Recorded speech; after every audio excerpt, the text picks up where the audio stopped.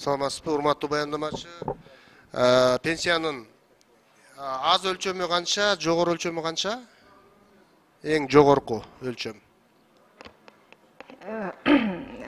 Эң жогорку өлчөмү жакында айтып кеткенбиз, ушу 170 000 сомдун тегерегинде болот. Анан эң төмөндүгү бизде ар кандай, бизде баягы минимальный пенсия деген жок, адамдын стажына жараша. Мисалы, адам эгерде 2000ден аз алса, демек анын стажы аз да. Бүгүнкү күндө жок дегенде 2000ден ашык алыш үчүн 2000ден ашык эмес, эми баягы базалык пенсияны толугу менен алыш үчүн 1780 сомду. Эркек киши 25 жыл стаж болуш керек, айымдар 20 жыл стаж болуш керек. Ошо стажына жараша болот да. Ошондо жогорку пенсия 100 000ден 170 000ге жакын. 170 000ге жакын, Ушул пенсияны теңдесе болобу? Ушуга мыйзам долбооруна өзгөртүүлөрдү киргизсе болобу? Себеби өзүңүздөр микрофон иштеп атабы? Себеби өзүңүздөр билесиздер, Союз мезгилинде сакмал десе сакмалына барган, талаа иштерине, чөпкө десе чөпкө барган, бүгүн элетте жашап аткан ата-энелер бар, картаңдар бар. Ошолордун пенсиясы 2000 сомдон 5000 сомго чейин, эң көбү 7000ге чейин барат, туурабы? Ал эми 170 000 сом деген пенсия экөөнүн айырмасы бар да. Ушуларга бир теңдик болобу? Теңдик болсо, кандай сунуштарыңыздар бар? Эмне кылса болот? Жооп берип коеюн.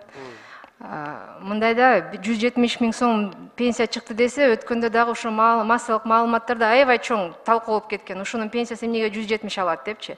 Ошондуктан ушул кишинин пенсиялык кагазын алып чыксак, бул жараныбыз 19 миллион сом которуптур социалдык фондко. Сиз айтып аткан жана айыл жергесинде 2700 сом алган реалдуу адамдын пенсиясы 2700 экен. Болгону 4000 сом которуптур. Өмүр бою 4000 сом. Тиги адам 19 миллион сом которуптур. Ал деген пенсия ошол баягы которуп атып 40 пенсионерди ай сайын багып келген экен. Ал жараныбызчы. Анан бүгүнкү күнгө чейин иштейт экен ал жараныбыз. Бүгүн 70тен ашып калыптыр. Анан баягы иштеген адамдарга пересчет болуп турат да. Баягы өзүнүн тапкан пенсиясы экен 170 000 сомчу. Ал өзү эле тапкан аз келенсип 40 пенсионерди багып келген экен. А жанагы 4000 сом кылган 0,1000 пенсионерди гана багып келген экен. 4000 сом. Ошо 30 жыл иштеп 4000 сом кире туруп 2700 сомго пенсияга чыкты да ошол жараныбызчы. Түшүнүктүү. Ошондуктан адилеттүүлүк сакталыш үчүн биз ошондой пенсияны төлөп берип атабыз. Канча салым кошсоң, ошончо пенсия аласың.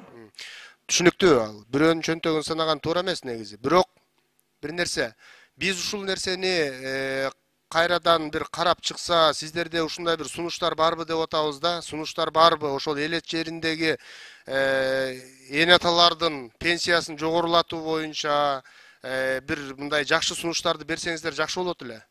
Бар, азыркы күндө биз стратегиянын үстүнөн иштеп атабыз. Кудай буюрса 4-түндө ушул кереге кеңеш болот. Депутаттарга дагы чакырылыш жибердик. Кандай реформалар күтүлүп атат?